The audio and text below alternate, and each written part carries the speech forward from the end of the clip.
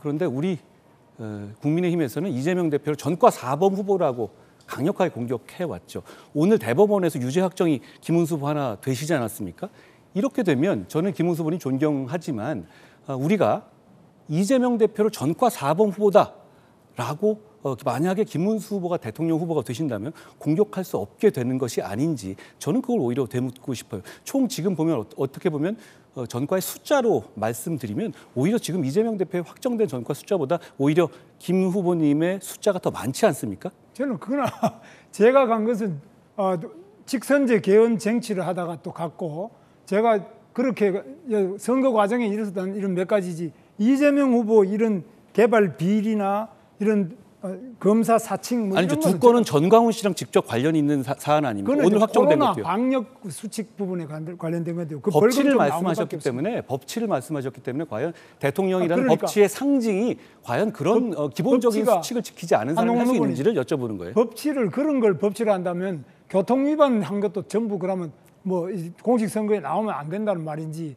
그런 부분은 참 실망스럽고요. 법무부 장관까지 하신 분이 코로나 방역 수칙 위반해가지고 벌금 조금 낸 거 이런 걸 가지고 그렇게 말씀하시는 폭행 치상 사건도 있지 않았습니까? 그거는 또 그렇게 단순하게 형식적으로 얘기할 부분도 아니죠. 2000년대 초반에 폭행 치상 사건도 있으셨지 않습니까? 그거 없습니다. 소방 폭행 이런 거 없습니다. 폭행 치상 사건으로 정확하게 이거는 전혀 없습니다. 아니 이거는 허위사실 유포 문제가 될 수 있기 때문에 정확하게 해주셔야 되는 게 전혀 아닌 그럼 사실을 밝혀주시기 바랍니다. 전혀 사실이 아닌 이야기. 저는 드러난 걸 가지고 말씀드리는 것인데 그렇습니다. 혹시 제가 폭행치상 혐의가 없고 잘못된 것이라면 뭐 수정드리겠는데 아니면 정확하게 밝혀주시면 좋겠습니다. 게다가 말씀하신 두 번의 그 감염법 위반 사례라는 것이 두 건 다 우연찮게도 다 전광훈 목사님하고 관련된 것들이었습니다. 그렇지 않습니까? 한 건은 이번에 확정 판결이 오늘 났고요. 나머지는 아직까지 없습니다. 근데 아까 전광훈 목사님 잘 모르신다고 하지 않았어요? 관계 없다고 하지 않았어요? 지금 잘 안 만난다는 모른다는 이야기를 한 적이 없습니다. 그 사실을 정확하게 하시. 조선 제1검이 사실에 기각해서 말씀하셔야지. 사실이라는 걸 저 전과 없는 걸 있다 그러시면 안 되고요.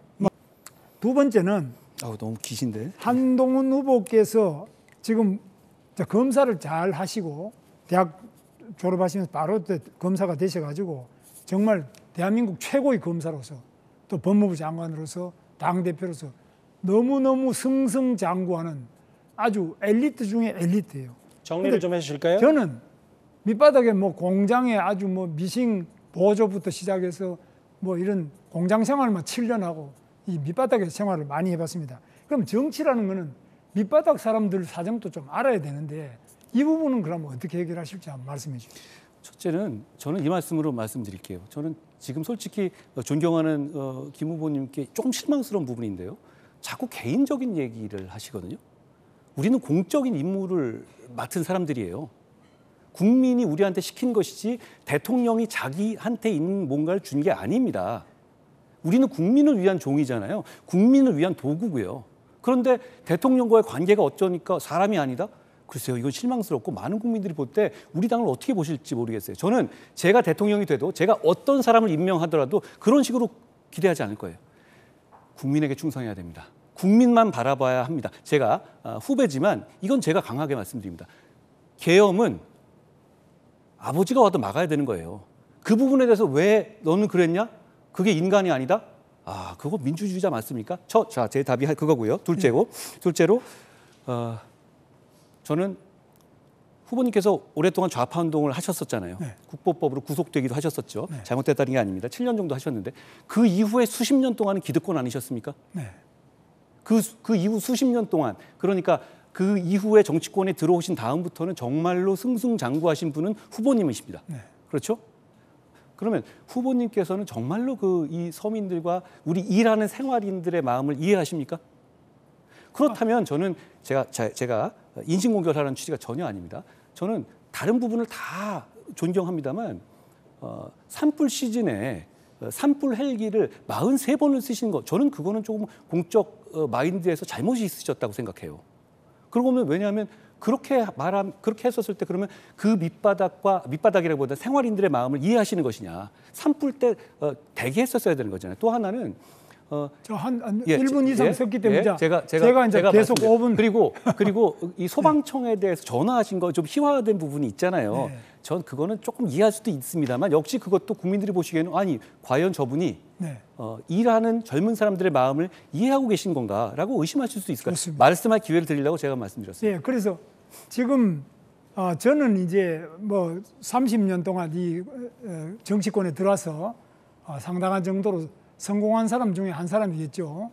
그런데 저는 그래도 지금 국회의원도 하고 도지사도 하고 장관도 했지만은 저는 지금 봉천동에 조그마한 서민주택에 지금 살고 있습니다. 그런데 한 후보께서는 저보다는 훨씬 더 좋은 타워팰리스라든지 뭐 좋은 데서 잘 나가시는 분인데 똑같이 공직을 했더라도 저는 원래 뭐 집안이 다 없기 때문에 저나 저 아이들이나 다 가난하게 살고 있습니다. 공직에 있다고 해서 다 잘 사는 것도 아니고요. 또 뭐 공직을 한다고 해서 못 살아라는 법도 없어요. 다만 제가 질문하는 요지는 이 어려운 사람들의 기막힌 사정, 단돈 1,000원, 10,000원이 없어가지고 정말 걸어다니는 뭐 전태일 이야기 안 하더라도 그런 어려운 사정을 알기 위해서 우리 한 후보께서 어떤 노력을 하시느냐. 또 이거는 정치하는 데서 굉장히 중요하거든요. 항상 어려운 사람들을 먼저 보살피는 것이 정치 본령이라고 볼 때 이런 부분을 어떻게 앞으로 해나가시겠나 질문이 그겁니다. 네, 그런 마음으로 정치하려고 정치 시작했어요. 네. 그렇지만 부족하죠. 그러니까 제가 네. 선배님 같은 분 옆에 모시면서 같이 일하고 싶은 거예요. 네. 그리고 많이 배우면서 해야죠. 그리고 부족한 게 많습니다. 그리고 그걸 제가 잘 알고 있고 겸손하고 국민의 편에서 정치하려는 그런 결심을 하고 시작했어요. 저 보시면 아시지만 저 뭐 짧게 정치했지만 정말 뭐 별일 다 겪고 오면서 정치하지 않았습니까? 그 과정에서도 제가 그 결심을 정치하려는 결심을 놓지 않는 것은 좋은 나라 만들고 그리고 많은 사람들에게 행복한 일상을 찾아드리고 싶습니다. 그 마음이 선배님 말씀하신 그 취지일 텐데요. 그러기 위해서는 저 혼자는 안 될 것이고 많은 분들과 같이 하고 싶습니다. 앞으로 어떻게 되더라도 많이 도와주십시오. 저도 후보님 돕겠습니다. 우리가 같이 잘 해보는데요. 그런 면에서 저는 오히려 권하고 싶은 것이 지금 대통령 나오신다는 것보다는 오히려 조금 지역구. 저는 지난번에 당의 비상대책위원장 하실 때도 다 공천 마치고 참 어려운 지역 있지 않습니까? 우리 후보께서 생각하시는 어려운 지역에 가서 그 밑바닥에 사는 분들과 함께 그래도 국회의원도 한번 하시고 또 밑바닥 사정도 좀 알아보시고 이렇게 해도 뭐 얼마든지 승승장구할 만한 그 나이도 많이 지금 세월을 많이 가지고 계시고 이렇기 때문에 그런 권유를 오히려 하고 싶어요. 지금 대통령 바로 그럼 나는 법무부 장관 했으니까 그러면 대통령 탄핵시키고 내가 대통령 해야 되겠다. 이거는 제가 볼 때는 조금 좀 너무 좀 한동훈 후보 자신을 위해서 안 좋은 거 아니냐. 그렇게 봅니다.